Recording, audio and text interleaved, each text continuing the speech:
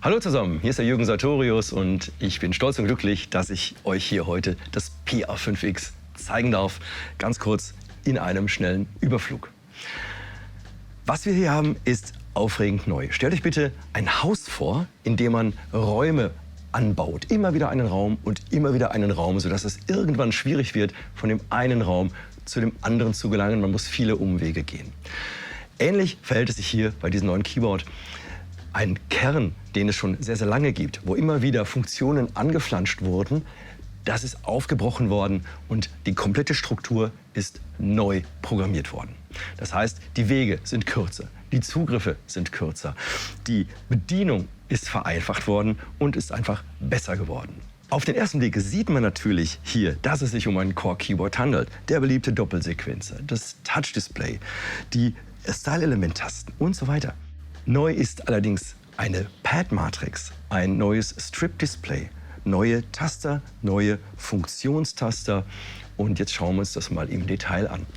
Das ganze User-Interface ist neu. Bessere Bedienung durch größere Abstände, durch beleuchtete Tasten. Das setzt sich im Display fort durch große Schaltflächen, deutliche Icons in vielen, vielen Menüs. Das Settings-Menü, das Record-Edit-Menü. Und durch diese großen Schaltflächen wird die Bedienung natürlich viel, viel einfacher.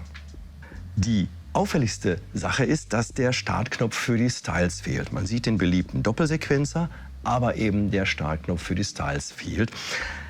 Wir haben hier zwei völlig voneinander unabhängige Player, die jetzt alles spielen können. Player 1 spielt Styles, MIDI-Files, MP3s. Player 2 spielt Styles, MIDI-Files, MP3s. Es ist völlig egal, was in dem einen oder anderen Player steckt. Wir können überblenden von einem Element zum anderen. Ohne Soundabrisse, ohne Effektabrisse. Und das ist wirklich aufregend, neu, einfach und besser. Zudem, durch den Wegfall der Style- und auch der Modus-Tasten gibt es jetzt hier neue Control-Tasten. Wir haben keine Modusumschaltung mehr, es gibt keinen Style-Play, Song-Play, Sequencer-Modus, Sound-Modus, sondern nur noch einen einzigen großen globalen Modus. Neue Control-Taster sind hinzugekommen, mit denen ich blitzschnell auf verschiedene Funktionen zugreifen kann. Das Strip-Display zeigt mir den Zustand und die Funktion der Fader oder der Taster darunter. Und wie das im Einzelnen funktioniert mit den beiden Playern, das demonstriere ich jetzt mal, indem ich ein paar Soundbeispiele hier in die beiden Player packe.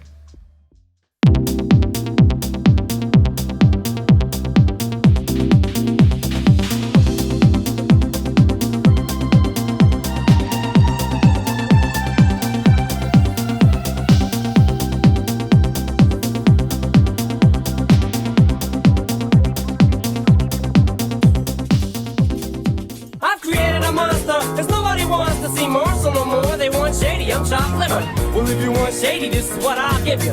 A little bit of weed mixed with some hard liquor.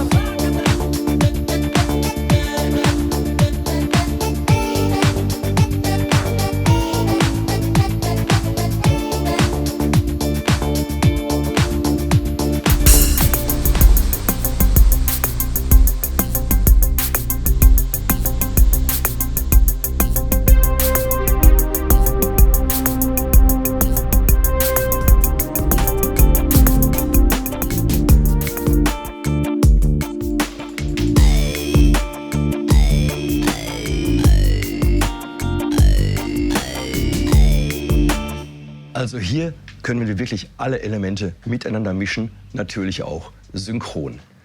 Die Sounds des PA5X bestehen aus bis zu 24 Stereo-Oszillatoren. Damit sind natürlich riesige Klanggebilde möglich. Unter anderem haben wir neue Atmos-Sounds, neue Flächensounds, neue Synthesizer-Sounds. Und ich zeige mal, die Atmos, die sind wirklich atemberaubend.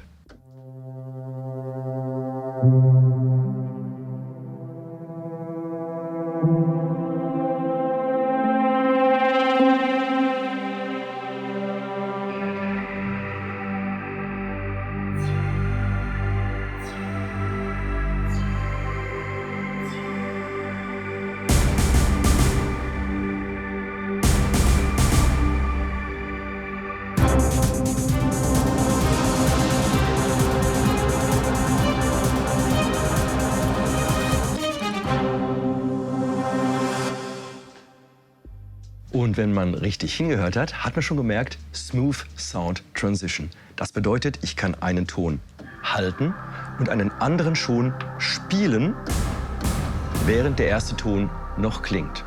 Das geht mit den Sounds so und das geht auch mit den Effekten so. Die Effektpower ist so groß, dass hier nicht ein Effekt abgeschnitten wird, egal was ich im Player mache und welchen Sound ich gerade hin und her schalte.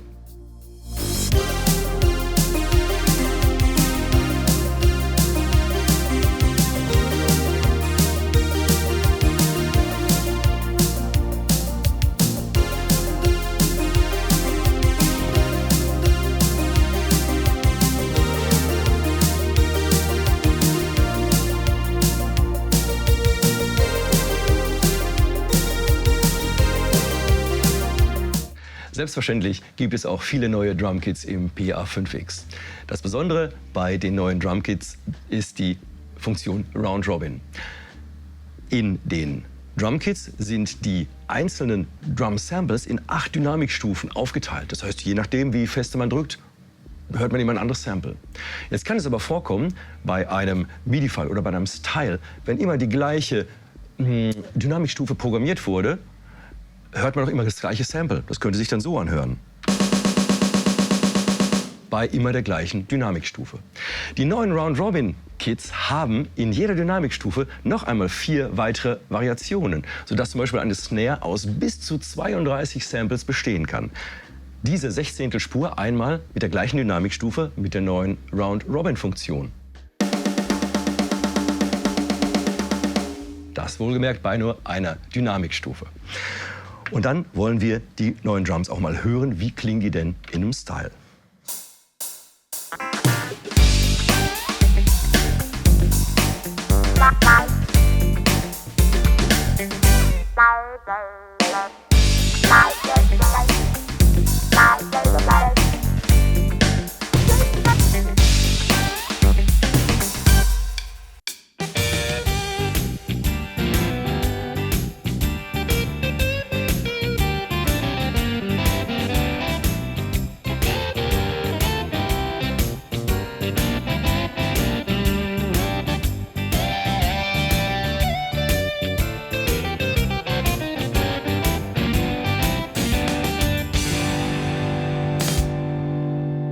Für die bessere Bearbeitung von Styles und MIDI-Files gibt es den neu gestalteten Mixer. Und den gucken wir uns mal eben an. Wir sehen sofort hochauflösende grafische Icons, die also wirklich auf den ersten Blick zeigen, was verbirgt sich hinter der entsprechenden Spur.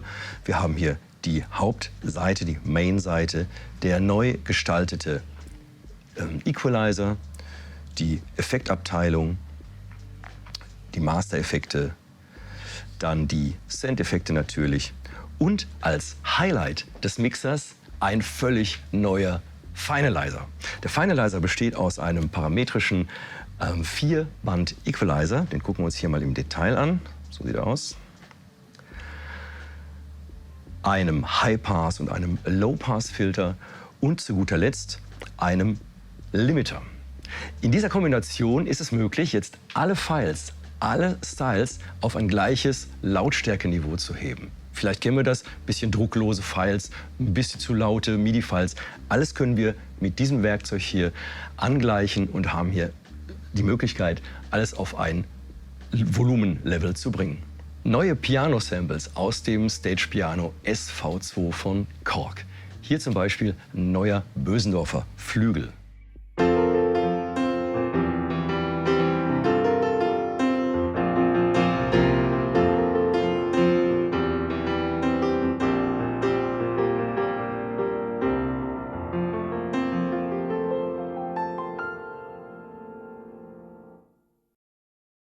Oder zum Beispiel der Italian Grand.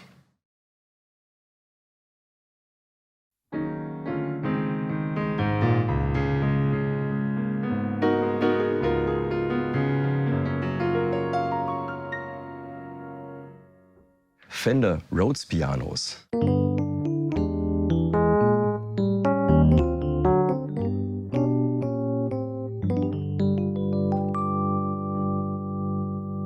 Neue Wurlitzer Pianos.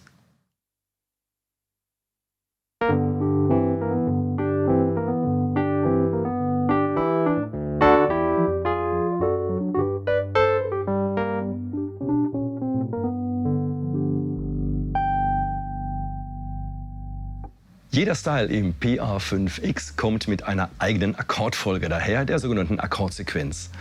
Dazu haben wir auch einen eigenen Taster, nämlich den Akkordsequenz-Taster. Da ist er. Und die Akkorde werden in einem extra Fenster dargestellt. Sieht dann so aus. Und wenn mir die Anzeigengröße nicht reicht, wenn nicht alle Akkorde dargestellt werden können, kann ich die hier vergrößern und habe alle Akkorde in der direkten Ansicht.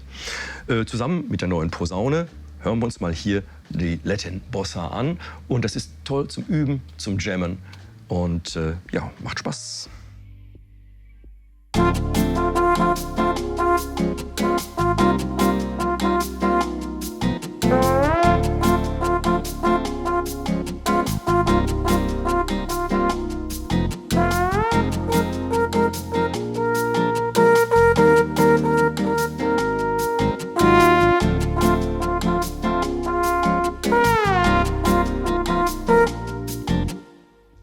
Die Zugriegelorgel im PA5X ist ebenfalls komplett renoviert worden. Wir haben auch zu dem Zweck hier zur einfacheren Bedienung einen Knopf spendiert bekommen. Wenn ich da drauf drücke, habe ich sofort die komplette Zugriegelorgel mit allen Bedienelementen im direkten Zugriff. Sieht klasse aus, klingt gut.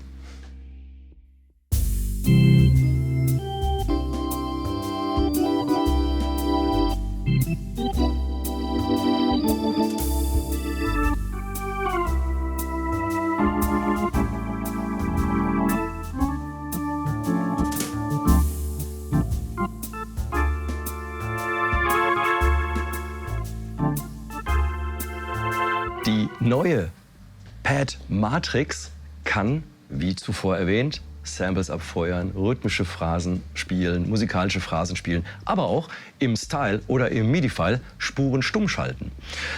Wie sich das anhört, schauen wir mal jetzt.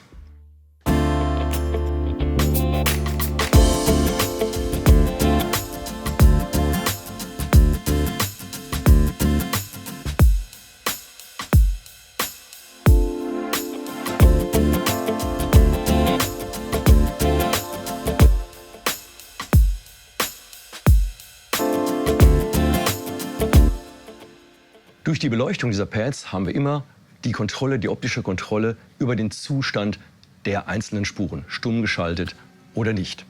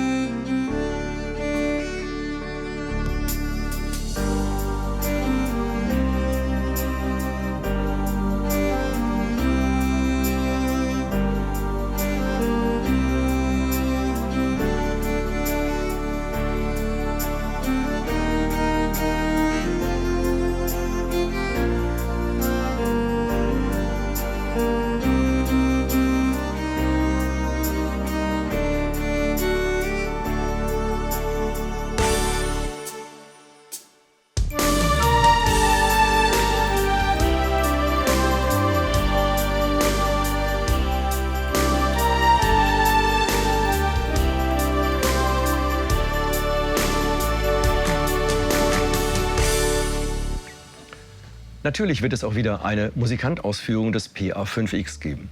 Für den deutschsprachigen Raum, das heißt Deutschland, Österreich, Schweiz und auch Benelux. Für den Musikant haben wir dann neue Samples im PA5X, zum Beispiel von Capro, neue Streicher-Samples.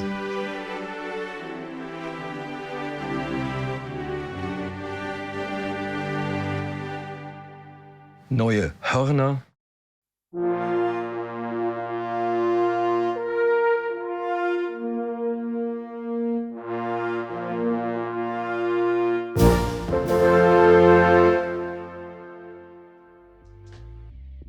Wir haben von Capro für den Musikant neue Scat-Sounds.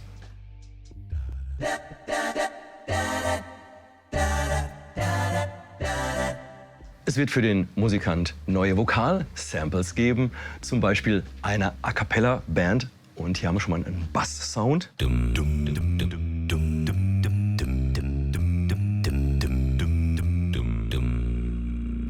Ein weiterer neuer Vokalsound im PA5X Musikant wird dann dieser hier sein.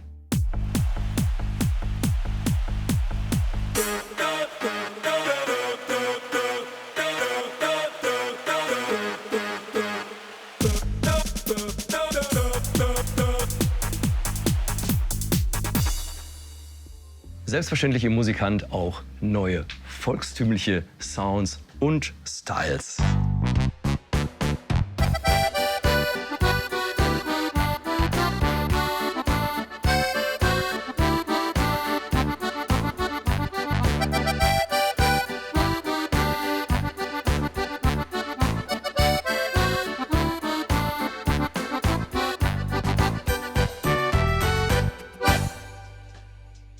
So, das war schon mal ein erster aufregender Blick aufs neue PA5X. Viele Grüße, bleibt alle gesund, bis bald, euer Jürgen.